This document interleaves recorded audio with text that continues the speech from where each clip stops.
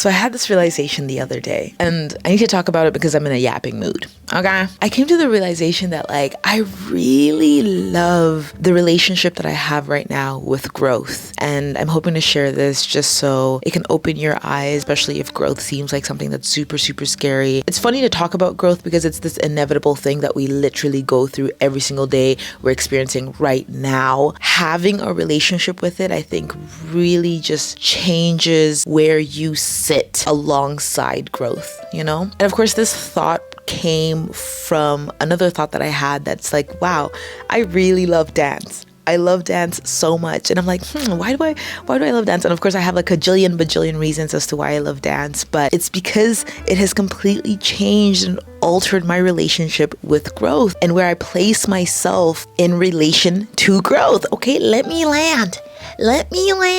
Get some popcorn, get some tea, get some coffee, get under some blankets, and let me land. Dance is always teaching me something new, but recently, dance has been teaching me to slow down. When I apply that thought process to just life in general, it's like, hell yeah, slow down. So here's the thing, right? Especially for new dancers, it's just part of the process to kind of want to rush, right? And this is, of course, when you're starting anything new. You just want to rush and you want to get to that end product. You know, these people that you're watching who are so good, you want to start so you can be like them. What's not clocking to you is that what they're showcasing right now is years of putting in the work. When you're seeing someone at a level that you want to be at, sometimes it's blocked in your mind, in your noggin. The journey of theirs took years. So for you as a beginner to be like, damn, why am I not like that? Baby, why are we rushing it?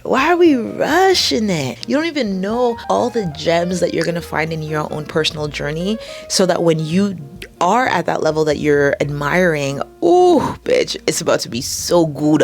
It's about to be so good at cheese, bitch. And for me personally in dance, especially when I first started, I was always rushing. I would just learn something and I'm just trying to keep up with other people. I'm trying to hit it the way that the teacher's hitting it. You know, I'm trying to be sharp. I'm trying to do all the things. And sometimes it's not even conscious. It's like my body just wants to go fast. My body just wants to keep up. But slowing down exposes you. Slowing down shows you, oh, this is what's missing. This is what we need to focus in on. This is what we need to hone in on right now, as opposed to trying to do everything all at once. And I think one of my favorite things about slowing down is that it actually makes you feel what you are doing. Let me say that again. It makes you feel what you're doing. In life, you want to be feeling what you're doing. You want to be feeling what you're going through. And it's crazy because for such a long time, I would want to avoid certain feelings. I want to avoid certain emotions. Also, I recently just learned the difference between a feeling and an emotion, and it just cracked my mind open. That might be in a separate video. Like, I literally need to do a whole entire video on it. I thought the point of life was to avoid certain feelings, certain emotions, when in actuality, for me personally, I think we are meant to be feeling everything. But how can you feel everything when you're rushing it? You know, you're rushing through it. You're rushing through an emotion. You're rushing through a thought. You're rushing, trying to get to this point here, but we're still here. Once it clicked to me that like, oh girl, just slow down, both in life and in dance, I started to ask myself, why am I moving through things, through life, through dance, as if I'm running late? It's almost as if I'm not rushing choreography, I'm rushing my goals. If I'm not rushing my goals, I'm rushing my healing. If I'm not rushing my healing, girl, I'm rushing to become who I think I'm meant to be at this age, or who I'm meant to be at a certain age. Girl, relax. I feel like I'm saying all this to say, like, dance has really put a mirror up for me, because once I slowed down my movement, everything started to become more intentional. It started to feel more full. It started to feel more me. And it was hard for me to ignore how that was showing up in other aspects of my life as well. And I also find it interesting as I grow within my artistry, seeing that I am a dancer who just naturally likes a slower pace. Even when I'm dancing in my room or whatever, I love a slow pace to a choreography. And I'm like, whoa, like there's the dots are connecting here. I feel like most people see growth as this thing that only happens when something big and painful has occurred in your life, right? Or at least that's how I thought about it for a while. Growth only happens after this big disastrous thing happens in your life, and then you're changed forever, and then you grow from that. When I started to disconnect from that thought process, growth started to be something that was so exciting for me. I look forward to it. I look forward going into a class and the class being hard as fuck and me being like, girl, what the hell are we doing in this class? It's so difficult. But it makes me step out of that mental disconnect and be like, okay, no, the class is hard and we're gonna leave here not the same version that we came in. This newfound excitement for growth allows me to be ready to meet a new version of myself at every corner of life. I actually recently made an Instagram reel about this, about how I'm like a reteachaholic. I love a reteach when it comes to dance. I love a reteach. Why? Because you can do a combo literally 3 times and you're a different dancer every single time.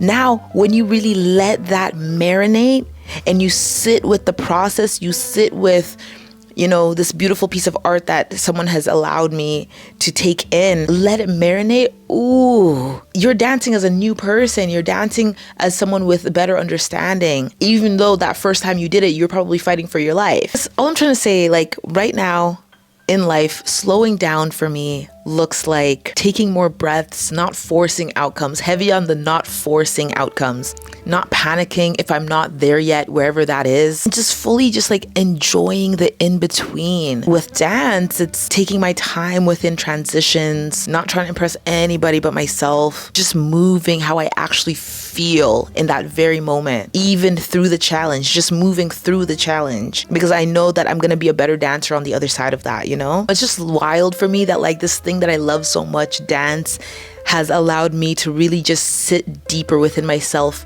through life. And I'm so grateful for that. And I hope that there's something in your life, if not dance, anything that allows you to make those connections, that allows you to sit deeper within yourself on this journey of life, allow you to just discover parts of yourself that would be a bit difficult to discover outside of that or without that thing. I don't know. I just love hobbies. I love dance so much.